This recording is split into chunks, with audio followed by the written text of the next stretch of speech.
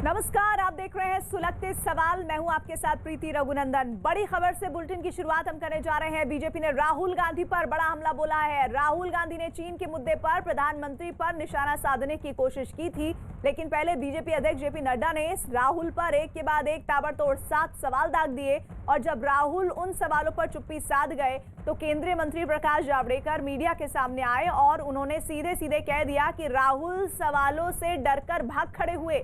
जावड़ेकर ने किसानों के मुद्दे से लेकर चीन तक पर राहुल पर सवालों की बौछार कर दी। सीधे राहुल गांधी आपको सवाल पूछ रहा हूं, आज देश का किसान अगर गरीब रहा तो किनके नीति के चलते गरीब रहा?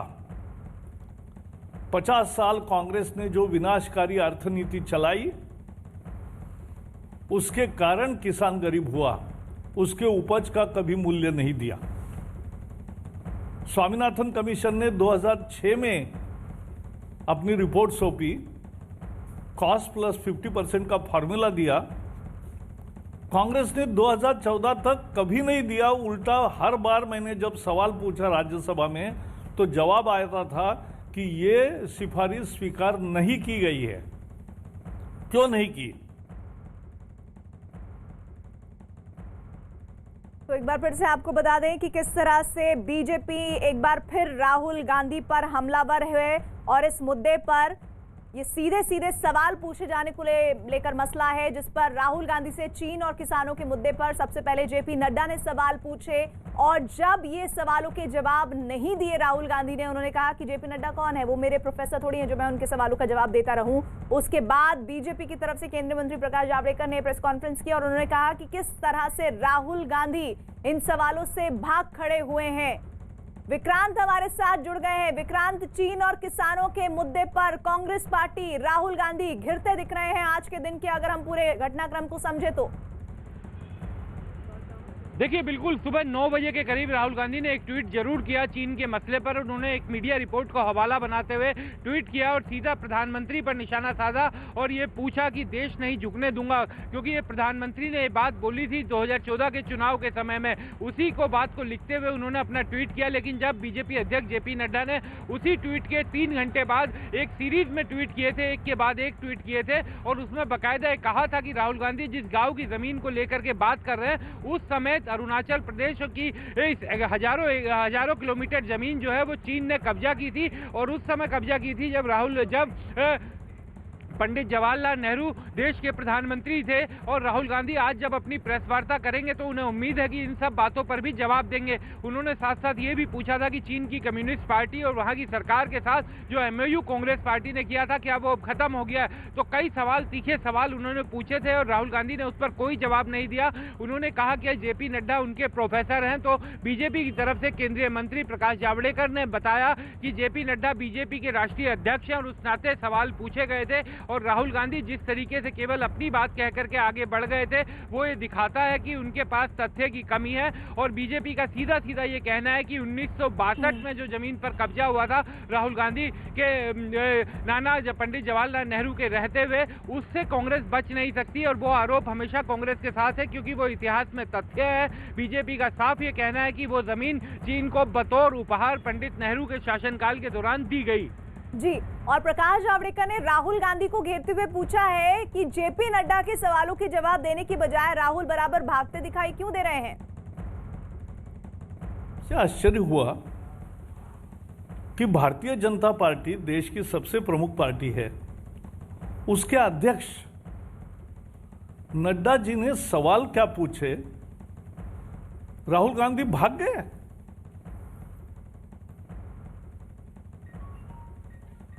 प्रश्नों का उत्तर नहीं आता तो कबूल करो असफलता। लेकिन उन्होंने खेती पर सवाल पूछे, उन्होंने चाइना पर सवाल पूछे, एक का भी जवाब देने के बजाय अपनी चिरपरिचित असभ्यता का परिचय देते हुए राहुल गांधी ने कहा नड्डा कौन होते हैं मुझे पूछने वाले।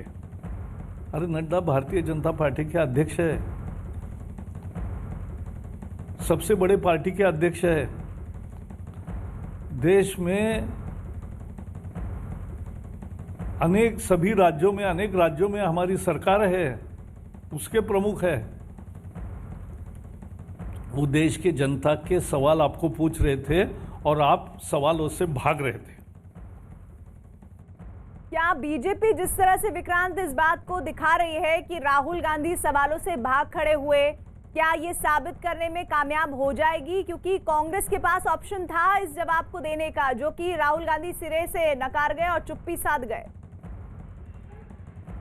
देखिए, राजनीतिक आरोप प्रत्यारोप राजनीति में चलते हैं और अगर राहुल गांधी ने, क्योंकि वो कांग्रेस के पूर्व अध्यक्ष भी रहे हैं, वो कोई मामूली सांसद पार्टी के नहीं है, वो कांग्रेस पार्टी के पूर्व अध्यक्ष हैं, तो अगर उन्होंने कोई बात उठाई है किसी मीडिया रिपोर्ट का हवाला देते हुए कि अरुणाचल प्रदेश में एक गांव की जमीन पर कब्जा कर लिया चीन ने और पूरा गांव बसा लिया है वहां पर, तो अगर बीजेपी अध्यक्ष, जो सत्ताधारी पार्टी है, उसके अध्यक्ष के तौर पर यह कहा जाता है कि ये बात गलत है, ये तथ्य गलत है और इस जमीन समेत हजारों किलोमीटर की जमीन पर कब्जा पंडित नेहरू के शासनकाल में हुआ था, अगर उनकी तरफ से दावा किया जाता है तो राहुल गांधी के पास निश्चित तौर पर अपनी प्रेस कॉन्फ्रेंस के जरिए एक बड़ा मौका था ये साबित करने का कि जो वो बोल रहे हैं वो सत्य है। अगर उनके पास कोई तथ्य है या सिर्फ मीडिया रिपोर्ट के हवाले पर अपनी बात की है, ये चीज अगर वो साफ करते तो निश्चित तौर पर बीजेपी को घेर सकते थे। उन्हें ये बताना चाहिए था कि उनके पास ये जानकारी कहां से आई है और कितनी पुष्ट जानकारी है। तो एक बड़ा मौका अपनी प्रेस कॉन्फ्रेंस के दौरान उनके पास था, लेकिन जिस तरीके से उन्होंने इस सवाल को टाला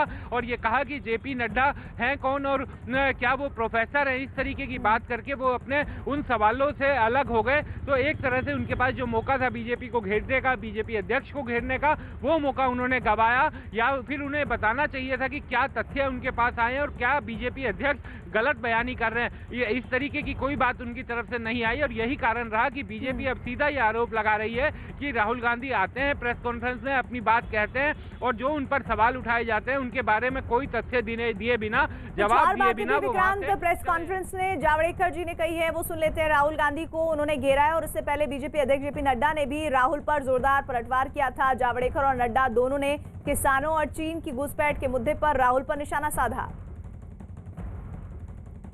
नड्डा ने चीन के मुद्दे पर भी राहुल को घेरते हुए ट्वीट किया है, कांग्रेस चीन पर झूठ बोलना कब बंद करेगी?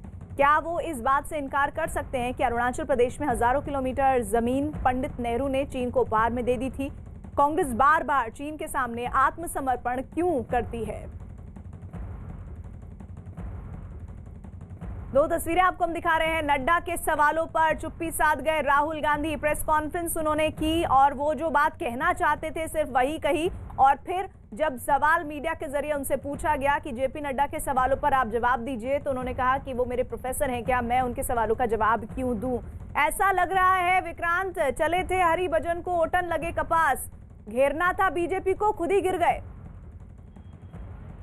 देखिए, बिल्कुल ना सिर्फ चीन का मुद्दा बल्कि किसानों का मुद्दा भी, क्योंकि उस पर बीजेपी का साफ ये कहना है कि जो मुद्दे राहुल गांधी और कांग्रेस पार्टी आज उठा रही है और जिन चीजों को लेकर के विरोध कर रही है वो सभी तथ्यात्मक रूप से साबित हो सकता है कि कांग्रेस भी अपने शासनकाल में ये करना चाहती थी। कांग्रेस का अगर 2019 का हम घोषणा पत्र देखें, ये बीजेपी का साफ साफ आरोप है, तो उसमें साफ लिखा हुआ है कि वो कृषि कानूनों में सुधार करेगी और जिस तरीके की बातें जो अब केंद्र सरकार नए कानून में लाई है वही बातें करने की बात उस समय की गई थी। मंडियों से आजादी की बात की गई थी, बिचौलियों की भूमिका खत्म करने की बात की गई थी, तो वही बात अब जब कानून के रूप में सामने आई है तो बीजेपी का सीधा ये कहना है कि कांग्रेस एक यू टर्न ले रही है और एक राजनीतिक आरोप प्रत्यारोप की राजनीति में वो उलझकर रहना चाहती है। और इस समय चूंकि किसानों का आंदोलन चल रहा है तो किसानों के सहारे वो अपनी राजनीति आगे खड़ा कर रही है, वरना कांग्रेस की भी यही सोच थी, लेकिन राजनीतिक इच्छा शक्ति और मजबूती ना होने के कारण वो इन कानूनों को कानून की शक्ल नहीं दे पाई थी और सिर्फ कागजों में ही ये बातें रह गई थी।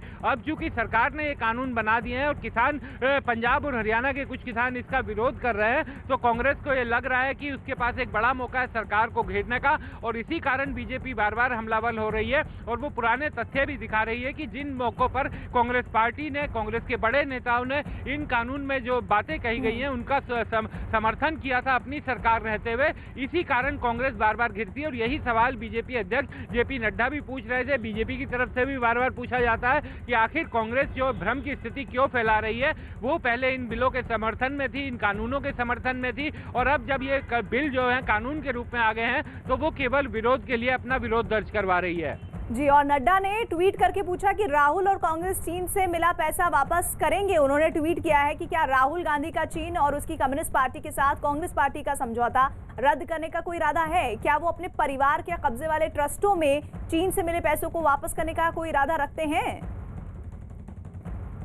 और जेपी नड्डा ने किसानों के मुद्दे पर भी ट्वीट कर राहुल को घेरने की कोशिश की है। उन्होंने लिखा है, कांग्रेस कब किसानों को उकसाना और भ्रमित करना छोड़ेगी?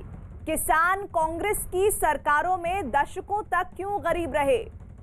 नड्डा ने राहुल को चुनौती दी। मुझे उम्मीद है कि राहुल गांधी इन सवालों का जवाब देने के लिए साहस इकट्ठा करेंगे। अगर उनके पास साहस नहीं है तो हम मीडिया के अपील उनसे करते हैं कि वो राहुल से इन सवालों के जवाब मांगे। और जब मीडिया ने राहुल से नड्डा के सवालों पर बार बार जवाब मांगने की कोशिश की तो राहुल ने कहा कि उनके लिए नड्डा के सवालों के जवाब देना जरूरी नहीं। जेपी नड्डा मेरे प्रोफेसर हैं क्या कि मैं इनको जवाब देता जाऊं कि कौन है ये? क्या ये हिंदुस्तान के प्रोफेसर हैं, टीचर हैं क्या? उनका क्यों जवाब दूं मैं? कौन होते हैं वो? मैं हिंदुस्तान का जवाब देता हूं, किसान का जवाब देता हूं। किसान मुझसे कोई भी सवाल पूछे जवाब दूंगा। और जहां तक एग्रीकल्चरल सिस्टम की रिफॉर्म की बात है, हाँ हमने रिफॉर्म की बात की है, मगर हमने एग्रीकल्चरल सिस्टम को डिस्ट्रॉय करने की बात नहीं की। हमारे किसी भी कानून में यह नहीं लिखा कि किसान जाकर कोर्ट में नहीं जा सकता। हमारे किसी भी कानून में यह नहीं लिखा कि मंडी को हम खत्म कर देंगे, नष्ट कर देंगे। हमारे किसी भी कानून में नहीं लिखा कि हम मतलब एक दो लोगों को पूरे हिंदुस्तान का अनाज स्टोर करने देंगे। कोई भी हमारा किसान, कोई भी ऐसा कानून नहीं है। क्या ये भ्रम है विक्रांत की कांग्रेस पार्टी कह रही है कि हमने किसी भी फार्म लॉज को नष्ट करने की कोशिश नहीं की है, मतलब किसानों के हितों को खत्म करने की कोशिश नहीं की है कभी भी, लेकिन मौजूदा सरकार ऐसा कर रही है। तो वही भ्रमजाल की स्थिति जो अभी तक बरकरार रखी गई है विपक्षी दलों के जरिए, वही कांग्रेस पार्टी के पूर्व अध्यक्ष कह रहे हैं एक बार फिर से। देखिए, राहुल गांधी की जो बातें अभी राहुल गांधी ने बोला उसमें तीन चीजें वो बड़ी महत्वपूर्ण बोल रहे हैं कि उनकी सरकार भी सुधार करना चाहती थी। यही बात बीजेपी बोलती है कि कांग्रेस भी सुधार करना चाहती थी। राहुल गांधी का यह कहना है कि वो कभी भी मंडियां खत्म नहीं करना चाहते थे, तो कांग्रेस तो सरकार भी कह रही है कि हम मंडियां नहीं खत्म करना चाहते और इसके लिए लिखित में प्रस्ताव देने के लिए तैयार है। दूसरी बात राहुल गांधी ने बोला कि जो किसानों के पास किसानों 2-3 प्लेयर्स आएंगे, इस तरीके की हम व्यवस्था नहीं करना चाहते थे। तो ये कॉर्पोरेट फार्मिंग और कॉन्ट्रैक्ट फार्मिंग में कहीं नहीं लिखा कि सिर्फ 2 या 3 लोग ही कर पाएंगे। कॉन्ट्रैक्ट फार्मिंग और कॉर्पोरेट फार्मिंग का हमेशा से कांग्रेस ने समर्थन किया। कई राज्यों में कॉर्पोरेट फार्मिंग हो रही है और वही इस कानून में भी लिखा गया है। तो तमाम ऐसी चीजें हैं जिसके बारे में लगातार लगभग वैसी ही बातें हैं जो कांग्रेस के शासनकाल में कही जाती थी, तब इनका समर्थन होता था। लेकिन अब चूंकि आप विरोध में है और किसान विरोध कर रहे हैं, 2 राज्यों के किसान विरोध कर रहे हैं, ये एक तथ्य है, इसको नहीं भूलना चाहिए।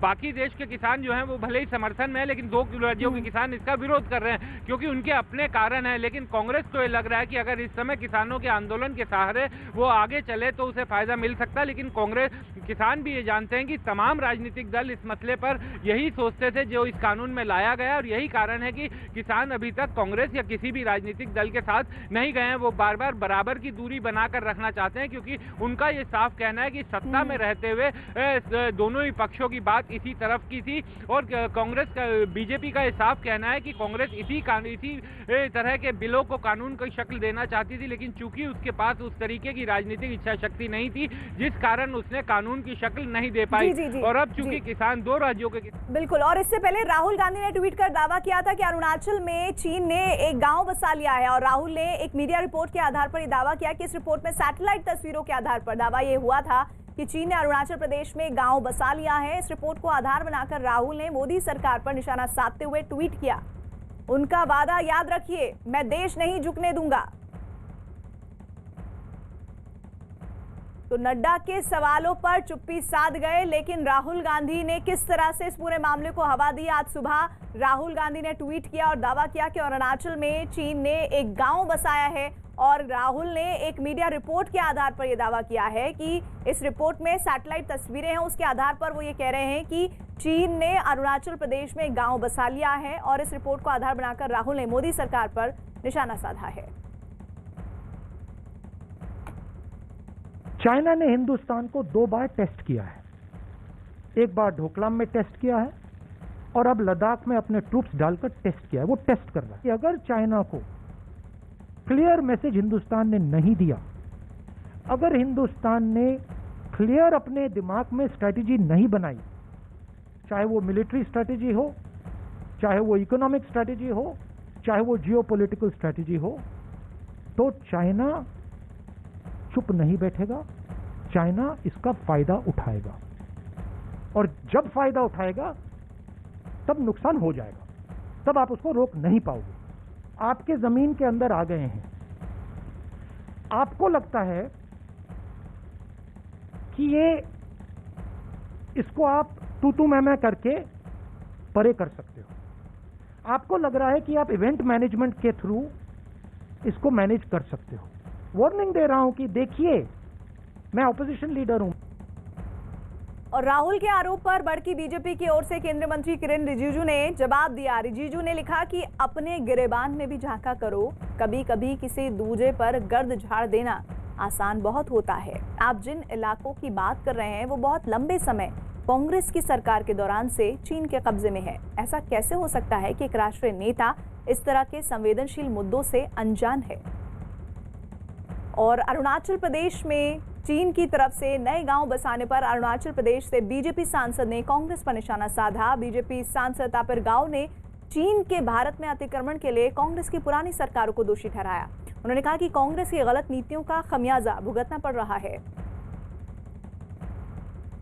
अरुणाचल प्रदेश में एक गांव बसाने की खबर और राहुल गांधी के ट्वीट के बाद सियासत तेज हो गई है। हमारे साथ बातचीत करने के लिए बीजेपी के सांसद है अरुणाचल प्रदेश से ही तापिर गाव साहब। तापिर गाव साहब, सच्चाई क्या है और राहुल गांधी जो बोल रहे हैं वो सत्य है रिपोर्ट के आधार पे?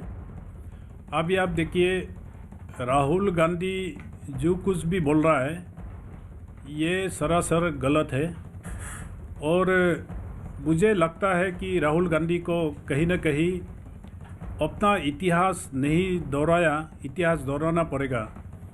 ये जो अभी न्यूज़ में आए हैं कि अपर सुबनसिरी जिला अरुणाचल प्रदेश में लेंसी नदी के किनारे जो नया गांव बसा रहा है, हाँ ये बात तो सही है, नया गांव अभी बसा रहा है चाइना, लेकिन ये लोंगजू, बिसा, माजा, ओल माजा, ये हमारा हिंदुस्तान का आउटपोस्ट था।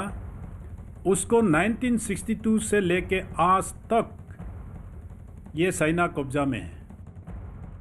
विक्रांत, क्या Congress party fact check theory में बिलीव नहीं करती, यकीन नहीं करती है? क्योंकि इस तरह अगर तापिर गाव ही बता रहे हैं कि ये तो 1962 से ही ऐसा सिलसिला चल रहा है, पर उनकी तरफ से किसी तरह की चेकिंग इस रिपोर्ट को लेकर नहीं की गई। देखिए, बिल्कुल तापिर गाव ने जिस तरीके से कहा और ये साफ बोला कि क्योंकि तापिर गाव अरुणाचल प्रदेश से ही आते हैं, वहाँ के सांसद हैं, वहाँ की ज़मीनी स्थिति के बारे में जानते हैं और उन्होंने इस बात को स्वीकार किया कि हाँ चाइना वहाँ पर गांव बसा रहा है, वो नई बात है, लेकिन वो जो ज़मीन है वो कब्जे में चाइना की 1962 से है, यानी 62 से चाइना के कब्जे में है। अब वहाँ पर अगर चाइना की तरफ से कुछ बातें हो रही है, बसावट हो रही है, तो वो बात तथ्य है, लेकिन कब्जा जो है ज़मीन पर कब्जा वो 1962 से है। तो यही बात वो सामने रखना चाहते थे कि जमीन पर कब्जे की बात जो है वो नई कब्जा नहीं है और जो जमीन कब्जा किया गया है वो 1962 में पंडित नेहरू के समय में किया गया था। तो जाहिर बात है कि क्योंकि राहुल गांधी ने एक मीडिया रिपोर्ट को हवाला बनाते हुए अपनी बात कही थी और मीडिया रिपोर्ट की सत्यता या उसकी प्रामाणिकता के बारे में उनके पास अपनी प्रेस वार्ता में एक मौका था कि वो बात सामने रखते, लेकिन वहां पर उन्होंने कोई भी बात उस सवाल पर नहीं की। ठीक है, आपसे आगे भी जुड़ते रहेंगे विक्रांत, फिलहाल धन्यवाद। और इधर वेब सीरीज तांडव को लेकर प्रयागराज से बड़ी खबर आ रही है। वेब सीरीज पर रोक लगाने को लेकर हाईकोर्ट में याचिका दाखिल की गई है। सामाजिक कार्यकर्ता की तरफ से दाखिल याचिका में वेब सीरीज पर तत्काल रोक लगाने की बात की गई है। साथ ही याचिका में वेब सीरीज निर्माता निर्देशक के खिलाफ कार्रवाई की मांग की गई है। याचिका में वेब सीरीज के जरिए हिंदू देवी देवताओं को अपमानित करने और धार्मिक भावनाएं भड़काने का आरोप लगाया गया और इस मामले में अगले हफ्ते सुनवाई हो सकती है। Amazon प्राइम की वेब सीरीज तांडव पर बवाल मचा हुआ है। वेब सीरीज को लेकर विवाद कम होने का नाम नहीं ले रहा है। भूख हड़ताल पर बैठे बीजेपी नेता राम कदम पुलिस की हिरासत से बाहर आ गए हैं। भूख हड़ताल पर बैठे राम कदम को मुंबई पुलिस ने हिरासत में लिया था और उन्हें पुलिस स्टेशन में लेकर गई थी। राम कदम ने घाटकोपर पुलिस स्टेशन के सामने भूख हड़ताल शुरू की थी। पुलिस के अधिकारी पहले उन्हें मनाने के लिए पहुंचे, लेकिन जब वो नहीं माने तो पुलिस ने उन्हें हिरासत में ले लिया। इससे पहले राम कदम ने पुलिस पर एफआईआर नहीं दर्ज करने का आरोप लगाया। पुलिस की हिरासत से निकलने के बाद राम कदम ने पुलिस को चेतावनी दी है, अगले 48 घंटे के अंदर पुलिस ने इस मामले में कार्रवाई नहीं की तो वो अलग अलग इलाकों में तांडव करेंगे।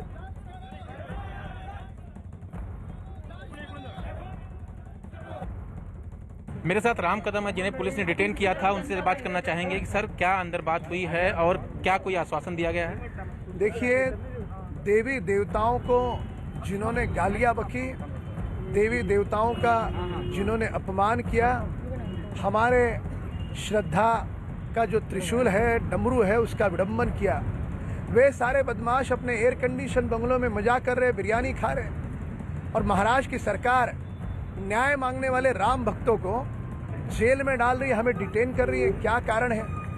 क्यों बचाना चाहती है जिन्होंने देवताओं का अपमान किया? अभी भी गोल गोल जवाब दिया जा रहा है कि लीगल ओपिनियन ले रहे। कौन सा लीगल ओपिनियन?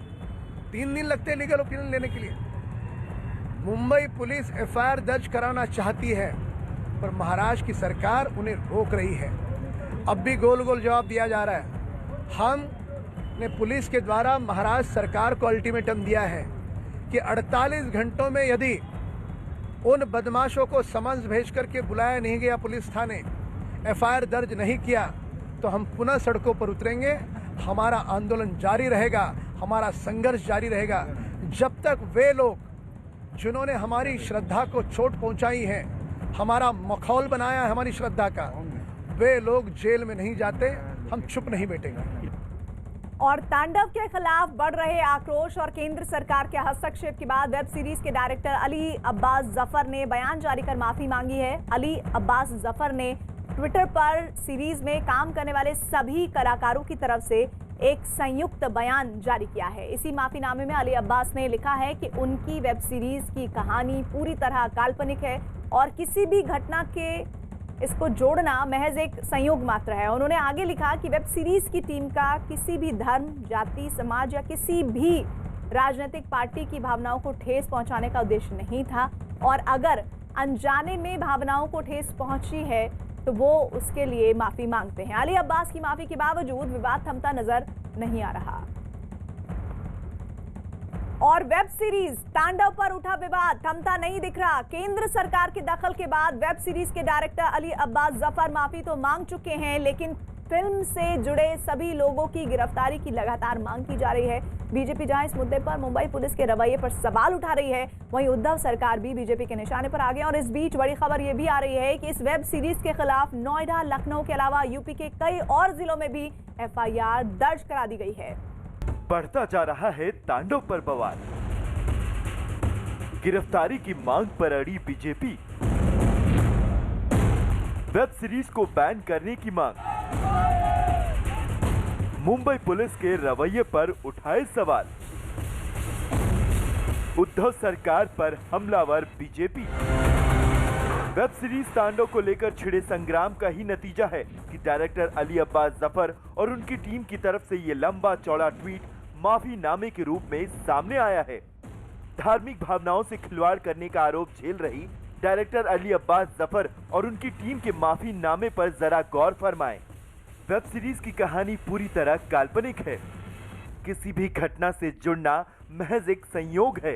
वेब सीरीज की टीम का मकसद किसी धार्मिक, जाति, समाज या किसी राजनीतिक पार्टी की भावनाओं को ठेस पहुंचाने का नहीं था। अगर अनजाने में उनकी भावनाओं को ठेस पहुंची है तो माफी मांगते हैं। लेकिन बीजेपी ने इस मामले में लगातार आक्रामक रुख अपना रखा है। पार्टी का साफ कहना है कि जब तक मुंबई पुलिस इस मामले में एफआईआर दर्ज नहीं करती है, तब तक वो चुप नहीं बैठेंगे। फिल्म जगत के लोग ओछी पब्लिसिटी के लिए लगातार इस प्रकार का दुष्कर्म कर रहे हैं। अब हिंदू समाज संयम बरतता है, पर हम इस समय संयम नहीं बरतेंगे। इन सारे षड्यंत्रकारियों को जेल के सलाखों के पीछे ये जब तक नहीं जाते, तब तक हमारा ये आक्रामक रवैया रहेगा। महाराष्ट्र सरकार को घुटने टेक करके इन लोगों के खिलाफ एफआईआर लेना होगा। बीजेपी इस मामले में सीधे सीधे उद्धव सरकार पर निशाना साध रही है और साथ ही वेब सीरीज को बैन करने की मांग भी कर रही है। तो ये उद्धव सरकार हिंदुत्व की बात करती है, सामना में हर दूसरे दिन कुछ ना कुछ लिखती है, तो उस सामना में सन्नाटा क्यों छाया है?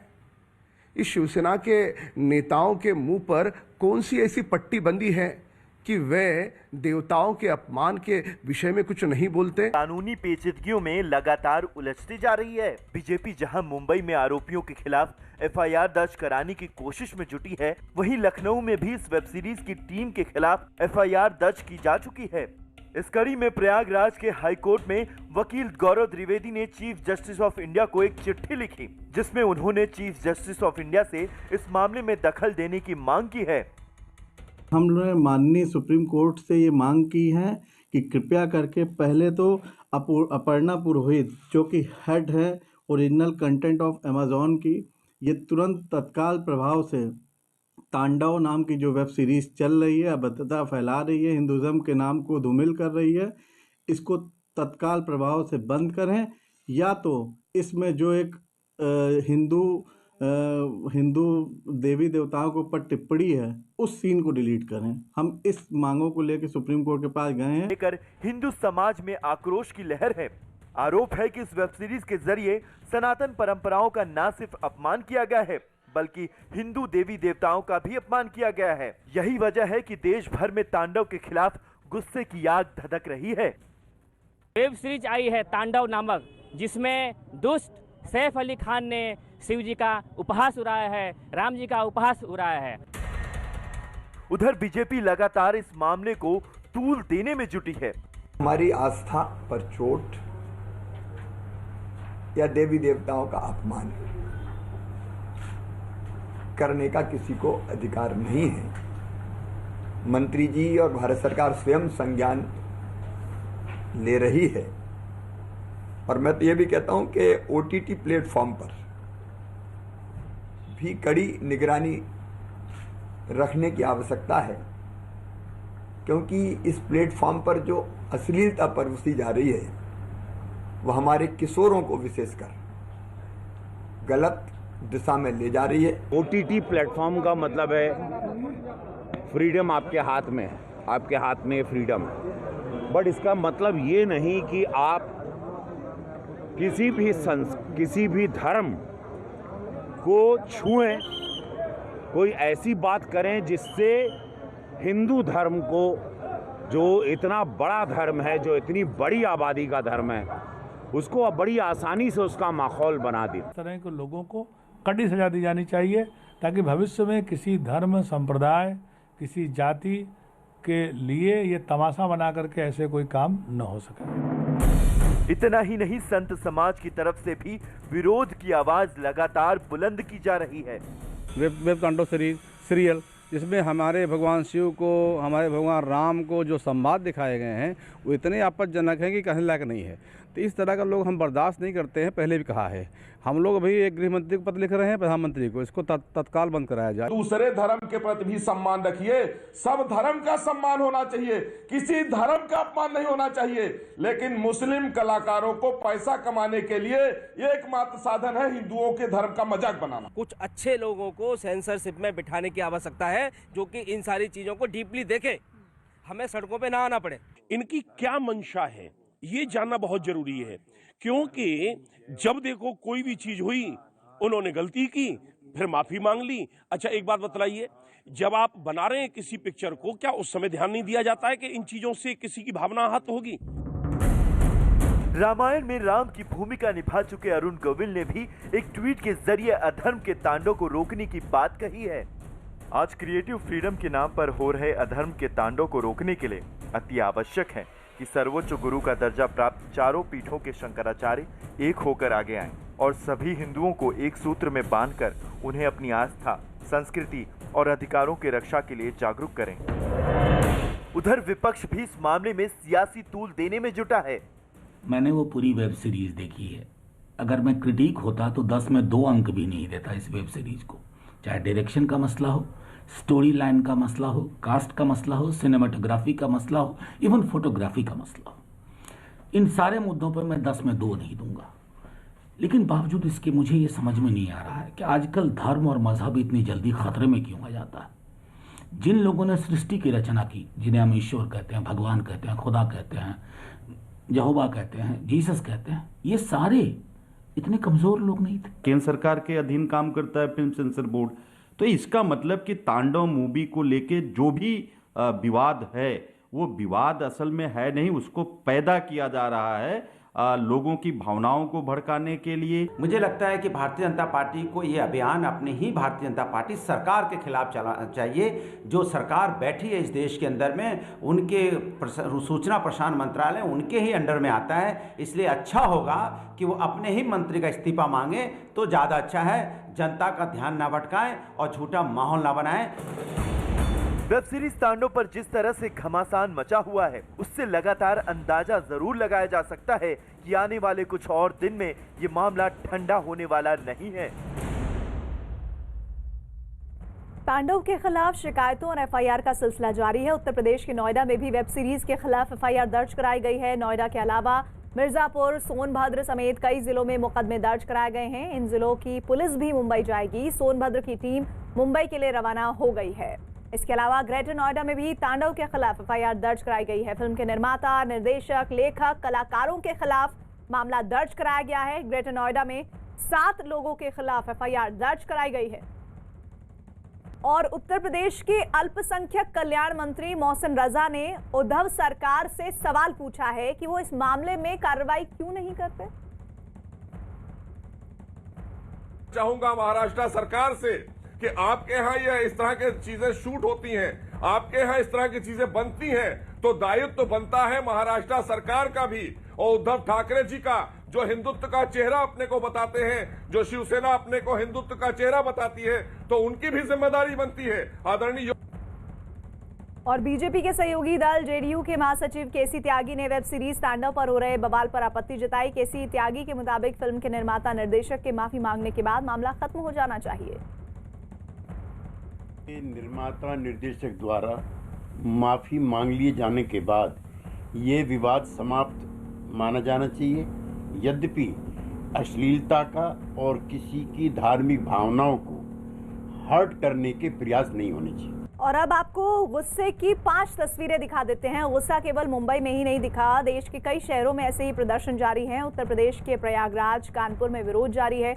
इंदौर में बीजेपी के कार्यकर्ता वेब सीरीज के खिलाफ पोस्टर लेकर सड़कों पर उतरे और काफी देर तक नारेबाजी की। इसके बाद उन्होंने फिल्म के पोस्टर जलाकर अपने गुस्से को उतारा। कानपुर के किदवई नगर चौराहे पर राष्ट्रीय बजरंग दल के कार्यकर्ताओं ने नारेबाजी करते हुए प्रदर्शन किया। साथ ही हाथों में बायकॉट तांडव की तख्ती लेकर सैफ अली खान मुर्दाबाद के जमकर नारे लगाए। पश्चिम बंगाल के सिलीगुड़ी में भी लोगों ने विरोध प्रदर्शन किया। और जयपुर की तस्वीरें इस वक्त आप देख रहे हैं और जयपुर में भी लोगों ने, बीजेपी ने इस पूरे मामले को लेकर मुद्दा बनाया है, प्रोटेस्ट किया है। वेब सीरीज तांडव के खिलाफ नारेबाजी हुई है, फिल्म के कलाकारों के खिलाफ नारेबाजी हुई है। पूरे देश भर से अलग अलग तस्वीरें सामने आई हैं जिसमें कई संगठन आगे आए हैं और इस तांडव वेब सीरीज को लेकर उन्होंने अपना प्रोटेस्ट किया है और वेब सीरीज के पोस्टर को आग के हवाले किया गया। बीजेपी जहां इस पर मुखर होकर अपना विरोध दर्ज करा रही है, वहीं विपक्ष इस मामले में बीजेपी पर सियासत करने का आरोप लगा रहा है। भारतीय जनता पार्टी कोई भी ऐसा मौका नहीं छोड़ती जिससे ध्यान न हटा दिया जाए। ये तांडव पर भारतीय जनता पार्टी के लोग इसलिए तांडव कर रहे हैं, सरकार इसलिए तांडव कर रही है क्योंकि वो किसान के मुद्दे को जिंदा नहीं रखना चाहती। किसान वो आंदोलन कर रहे हैं, बताइए उन्हें आतंकवादी बोले, एनआईए से जांच करा रहे हैं, क्या है? ओटीटी प्लेटफॉर्म पर मूवी रिलीज हुई है तांडव, उसको लेकर राम कदम आपके बगल के सीट से विधायक हैं, वो लगातार 3 दिन से हंगामा कर रहे हैं कि सरकार एफआईआर दर्ज नहीं कर रही है ओटीटी प्लेटफॉर्म वालों के खिलाफ। उन्होंने धार्मिक भावनाएं भड़काई हैं, हिंदू देवी देवताओं का अपमान कर रहे हैं। उत्तर प्रदेश से पुलिस मुंबई पहुंच गई है, इसको कैसे देख रहे हैं आप? देखिए, पूरी नाकामी केंद्र सरकार की है। अगर ओटीटी प्लेटफॉर्म पे कोई नियंत्रण नहीं है, सेंसर नहीं है, तो क्यों नहीं कानून बना देते देश में? क्यों नियंत्रित नहीं करते? पूरी तरह से मोदी सरकार की विफलता है।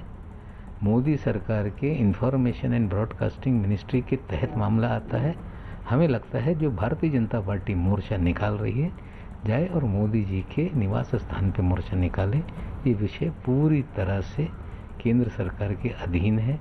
जहाँ तक एफआईआर का सवाल है, जुरिडिक्शन का मामला फिर पैदा हो रहा है। उत्तर प्रदेश की सरकार यूपी में मुकदमा दर्ज करके महाराष्ट्र के लोगों पे कार्रवाई की बात केंद्र सरकार की है, क्योंकि केंद्र सरकार का होता है, केंद्र सरकार के अधीन काम करता है फिल्म सेंसर बोर्ड। तो इसका मतलब कि तांडव मूवी को लेके जो भी विवाद है वो विवाद असल में है नहीं, उसको पैदा किया जा रहा है लोगों की भावनाओं को भड़काने के लिए, प्रधानमंत्री जी को विक्टिम साबित करने के लिए ये खेल खेला जा रहा है। बड़ी खबर आ रही है पश्चिम बंगाल से। वहां पूर्वी मिदनापुर में बीजेपी और टीएमसी कार्यकर्ता भिड़ गए हैं और इस इलाके में शिवेंदु अधिकारी की रैली से पहले दोनों पार्टियों के कार्यकर्ता आपस में भिड़ गए।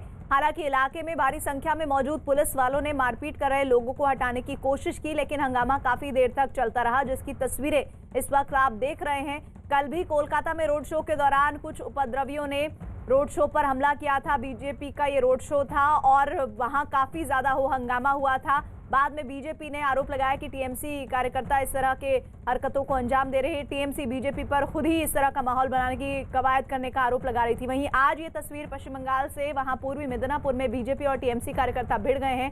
इस इलाके में शिवेंदु अधिकारी की रैली से पहले दोनों पार्टियों के कार्यकर्ता आपस में भिड़ गए। हालांकि इलाके में भारी संख्या में मौजूद पुलिस वालों ने मारपीट करने वाले लोगों को हटाने की कोशिश की, लेकिन काफी देर तक ये हंगामा चलता रहा। बंगाल में लगातार बीजेपी और टीएमसी कार्यकर्ताओं के बीच हिंसा जारी है। दो तस्वीर आपको दिखा रहे हैं। पहली तस्वीर कल की है जब कोलकाता में बीजेपी के रोड शो के दौरान पथराव हुआ। दूसरी तस्वीर आज की है जब शिवेंदु अधिकारी की रैली से पहले पूर्वी मिदनापुर में बीजेपी और टीएमसी के कार्यकर्ता आपस में भिड़ गए हैं।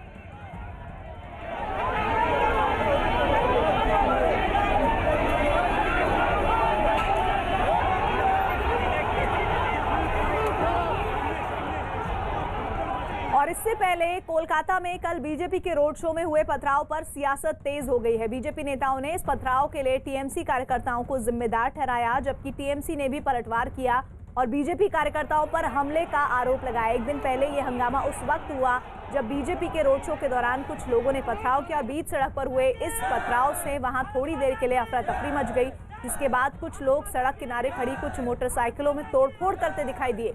और इस रैली में कई बीजेपी नेताओं समेत टीएमसी से बीजेपी में शामिल होने वाले शिवेंदु अधिकारी भी थे।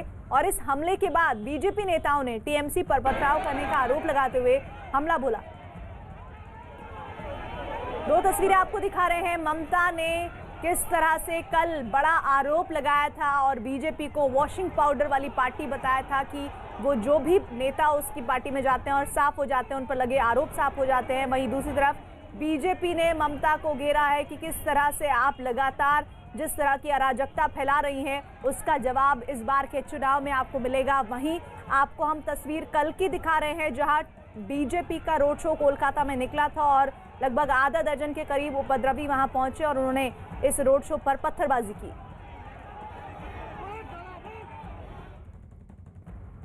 टीएमसी पार्टी जब तक रहेगी इस प्रकार हिंसा की राजनीति रहेगी और भाजपा को रोकने के लिए हमला और मामला ये दोनों आधार उनके पास है। अब धीरे धीरे दोनों बेकार हो चुकी है। हम लोकतांत्रिक पद्धति में संविधान के आधार पर राजनीति कर रहे हैं, उसी प्रकार से भाजपा बंगाल का परिवर्तन करेंगे और परिवर्तन जितना नज़दीक आ रहा है उनके अंदर बौखलाहट बढ़ रही है और हताश होकर इस प्रकार और काम कर रहे हैं। और बीजेपी नेता बाबुल सुप्रियो ने भी इस पथराव के बाद टीएमसी पर हमला बोला और टीएमसी को हिंसा फैलाने वाली पार्टी बता दिया।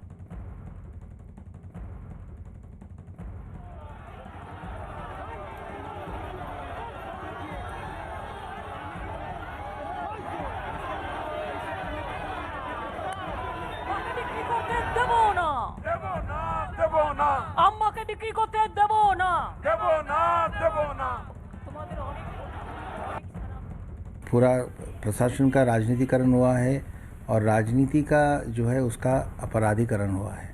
तो ये सारी चीज़ें जो है ये पुलिस के आंखों के सामने उनकी मदद से और ममता जी के अनुप्रेरणा में यही काम तो हो रही है। अब ये उस पार्टी का फ्रस्ट्रेशन है, जब उनको मालूम है कि पब्लिक उनके साथ है नहीं तब जाके वो इस तरीके की घटना, कभी हमारे आसनसोल में जो अभी रैली हुई थी वहाँ पे गोली चली थी, बम फेंका गया था। तो ये सब तृणमूल तो कर रहे हैं, उनको मालूम है कि अब जो है लोग उनके साथ है नहीं, तो उसी फ्रस्ट्रेशन से ये चारी कितने बार हम इसकी निंदा करेंगे, ये तो लोग देख रहे हैं। और एक निंदनीय पार्टी है, एक हिंसा फैलाने वाली पार्टी है।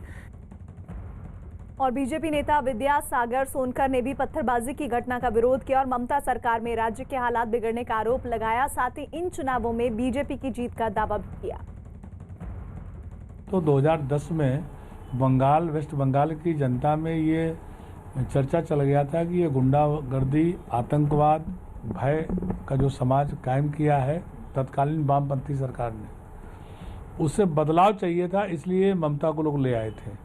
आज पुनः वही स्थिति बहाल हो गई है कि अब 2021 के चुनाव में वेस्ट बंगाल की जनता मन बना चुकी है कि इनको हटाना है और भारतीय जनता पार्टी को पूर्ण बहुमत के साथ सरकार बनाना है। और बीजेपी के लगातार हमलों का जवाब देने के लिए टीएमसी नेता सोवन देव चटर्जी सामने आए और बीजेपी कार्यकर्ताओं पर ही हमले का आरोप लगा दिया। पहले हमारे आदमी flag, they were hoisting the flags and they started to abuse our boys, so that's why there was a clash between them. But after that, with the big dandas in our hand, they have rushed into the line and they have beaten all the old people. They could not touch the young people because they have run away, but they have beaten and they have broken the AC machine of the mosque. That is their intention, to create a problem in the area. Nandigram से चुनाव लड़ने के ममता बनर्जी के ऐलान के बाद सियासी बयानबाजी तेज हो गई है। बीजेपी नेताओं ने ममता बनर्जी को घेरने की कोशिश में हमले तेज कर दिए हैं, जबकि उनके इस ऐलान को चुनाव में हार के खतरे से जोड़ दिया गया है। जबकि नंदीग्राम से विधायक शुभेंदु अधिकारी ने भी उन्हें 50,000 वोटों से हराने और ऐसा नहीं करने पर राजनीति छोड़ देने का ऐलान किया है।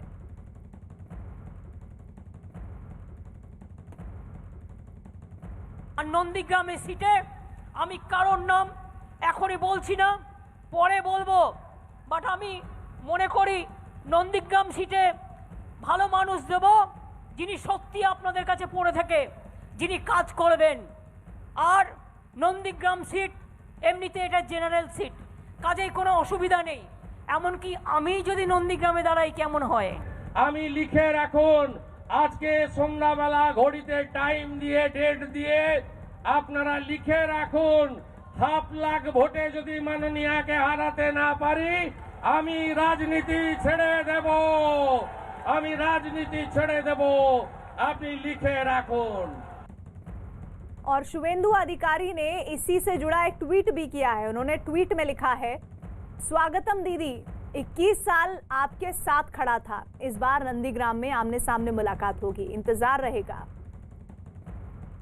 और बाबुल सुप्रियो ने भी शुभेंदु अधिकारी के बयान का समर्थन किया और नंदीग्राम से चुनाव लड़ने के ममता बनर्जी के फैसले पर भी उन पर हमला बोला और उनके 50,000 वोटों से हारने का दावा कर दिया।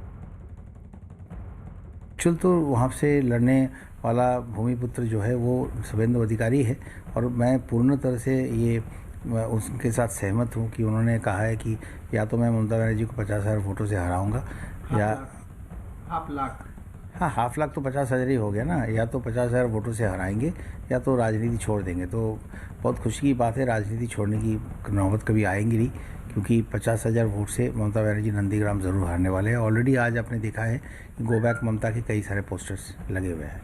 और बीजेपी नेता प्रदेश अध्यक्ष दिलीप घोष ने भी शुभेंदु के दावे का समर्थन किया और उन्हें इलाके की अच्छी जानकारी होने का दावा किया। बारे में शुभेंदु अधिकारी से ज़्यादा कौन जानता है, हार जीत क्या होने वाला ये तो उनके हाथ में ही है, इसलिए जो बोला उन्होंने शायद करके भी दिखा देंगे। समाजवादी पार्टी के अध्यक्ष अखिलेश यादव ने भी पश्चिम बंगाल में ममता को जिताने के लिए उनका साथ देने का ऐलान किया है। ममता बनर्जी जी जो मुख्यमंत्री हैं उनकी मदद करेगी और हम आपसे जो भी करेंगे, इन नफरत वालों को हराइए। इन्होंने नफरत फैलाकर जो उत्तर प्रदेश का चुनाव जीता। बंगाल में हो रही हिंसा और झड़प पर मध्य प्रदेश के गृह मंत्री नरोत्तम मिश्रा ने भी ममता पर हमला बोला और प्रदेश में राजनीति करने का आरोप लगा दिया।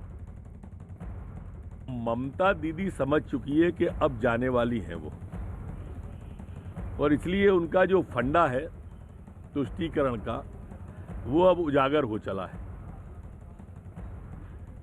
मेरी भी मान्यता ऐसी है कि पाकिस्तानी घुसपैठिए, बांग्लादेशी घुसपैठिए, अलकायदा जैसे लोग वहां पर अशांति का वातावरण निर्मित करना चाहते हैं। वो लोग चाहते हैं कि बंगाल के अंदर कुछ ऐसा हो जाए जिसकी सहानुभूति ममता जी को मिल जाए, जो संभव नहीं है। भारतीय और जेडीयू नेता केसी त्यागी ने शुवेंदु अधिकारी के दावे को चुनावी स्टंटबाजी करार दिया। चुनाव के वक्त सभी दल व्यक्ति अपने अपने क्लेम्स और काउंटर क्लेम्स स्ट्रांगली रखते हैं, ऐसा ही श्री अधिकारी ने किया।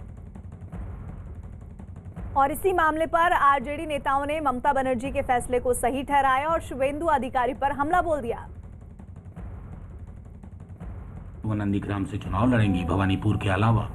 जाहिर तौर पर मैं एक तरह से, अगर आप देखिए, आप असहमत हो सहमत हो, लेकिन ये हर कोई मानता है कि ममता बनर्जी जी के अंदर एक फाइट बैक की अद्भुत क्षमता है और कम लोग बचे हैं। जैसे हमारे यहाँ नेता प्रतिपक्षीय लालू जी, जिन्होंने आंख तक नहीं दबाई इस दक्षिणपंथी अधिनायकवाद के समक्ष। तो मैं समझता हूं कि उस दृष्टिकोण से देखा जाए तो बंगाल चुनाव बहुत इंटरेस्टिंग होगा। कि स्क्रिप्ट इन दिनों खुद नहीं लिख पा रहे हैं, वो बीजेपी में नए नए गए हैं और नए कन्वर्ट की एक खास बात होती है। नया कन्वर्ट हमारे यहाँ कहा जाता है कि नया कन्वर्ट ओवरडू करता है किसी भी चीज में, देखा जाए। और कांग्रेस ने ममता के साथ साथ बीजेपी पर भी हमला बोला और दोनों पार्टियों पर जनता को गुमराह करने का आरोप लगाया। ममता बनर्जी से अगर कानून व्यवस्था नहीं संभल रही है तो सरकार को उसको विधिसम्मत और लोकतांत्रिक कार्यवाही करनी चाहिए, लेकिन एक प्रोपेगेंडा खड़ा करके चुनाव की तैयारी करना मेरा मानना है कि उस जनादेश का भी अपमान है और संविधान का भी अपमान है। हालांकि ममता बनर्जी का जो रवैया है और भारतीय जनता पार्टी का जो रवैया है वो दोनों ही जनता के जनादेश का विरोधाभास है।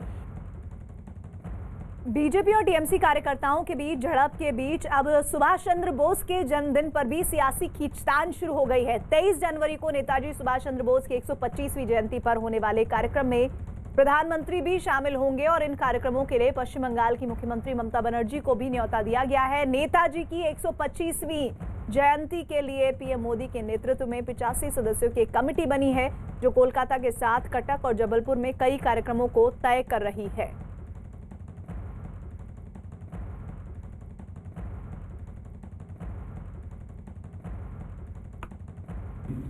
अब 23 जनवरी देश के भीतर और बाहर भारत सरकार के कैलेंडर में पराक्रम दिवस के रूप में मनाई जाएगी। 23 तारीख को पराक्रम दिवस के पहले कार्यक्रम में स्वयं प्रधानमंत्री कलकत्ता में होंगे, पेट्रोलियम मंत्री कटक में होंगे और सांसद सीआर पाटिल हरिपुरा में होंगे। विक्टोरिया हॉल में एक कार्यक्रम होगा जो स्थायी तौर पर प्रदर्शनी 2 वर्ष तक वहां पर चलेगी। उसका उद्घाटन भी माननीय प्रधानमंत्री करेंगे। और इस बीच नेताजी की 125वीं जयंती पर पश्चिम बंगाल में सियासत ने भी जोर पकड़ा है। केंद्र सरकार ने 23 जनवरी को पराक्रम दिवस मनाने का ऐलान किया है, तो ममता बनर्जी की सरकार ने सुभाष चंद्र बोस की जयंती पर राष्ट्रीय छुट्टी घोषित करने की मांग की है। और इस बीच खबर आई है कि 23 जनवरी को सुभाष चंद्र बोस की जयंती पर पीएम मोदी भी कोलकाता जाएंगे। प्रधानमंत्री विक्टोरिया मेमोरियल और नेशनल लाइब्रेरी में शामिल होंगे।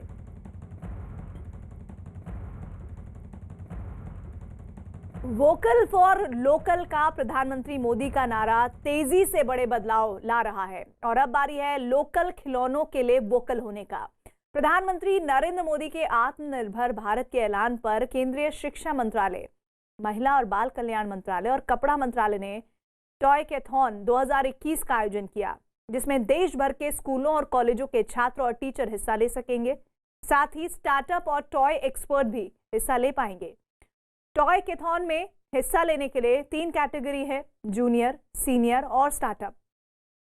टॉयकैथॉन 2021 में रजिस्ट्रेशन के लिए 20 जनवरी आखिरी तारीख है। 23 से 25 फरवरी को टॉयकैथॉन का ग्रैंड फिनाले होगा, जिसमें जीतने वाले को 50 लाख रुपए का इनाम मिलेगा।